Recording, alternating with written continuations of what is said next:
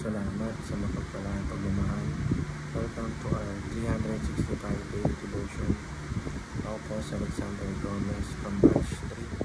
At ang topic po na tatalakayin natin ngayon ay faithfulness. God blesses our faithfulness. Ngayon po ang ating pag-aaralan ay tungkol sa Matthew chapter 25 verse 21. Buksan po natin ang ating puso at isip sa magandang salita ng Diyos. Sinasabi dito na, His master replied, "Well done, good and faithful servant. You have been faithful with a few things. I will put you in charge of many things. Come and share your master's happiness." O sa Tagalog, sinabi sa kanya ng Panginoon, "Magaling, tapat at mabuting lingkod. Halika, samahan mo ko sa aking kagalakan. Naging tapat ka sa kaunting halaga, kaya gagawin kitang tagapagpamahala ng malaking halaga."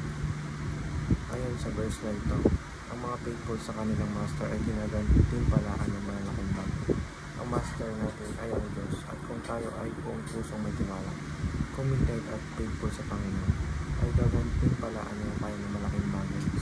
Kung tayo ay mapagkakatiwalaan ng Diyos sa malaking blessings, ganun ay mapagkakatiwalaan niya rin tayo sa malaking blessings. Teaching number 1, faithfulness in itself is success. Ang pagiging faithful sa Panginoon pa lamang ay success na. Ang pagkakaroon ng malapit na relasyon sa Diyos ay spiritual success. At overall success dahil kaya ibigay ni Lord ng lahat pag tayo ay faithful sa Kanya. Teaching number 2, faithfulness values the small things.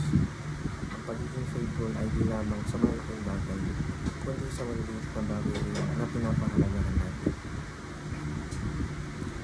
Teaching number 2, faithfulness is a vessel of blessings. Nagiging daluyan ng blessings ang pagiging faithful dahil pinagpala ng Panginoon ang mga tapat at paglilingkod sa Kanya. Petition number 3, be faithful to become successful. Maging tapat at faithful tayo sa Panginoon, at ibibigay niya sa atin ang lahat ng ating kailangan ng siksik, higit at umaapaw. Application number 2, be a good steward of the small things.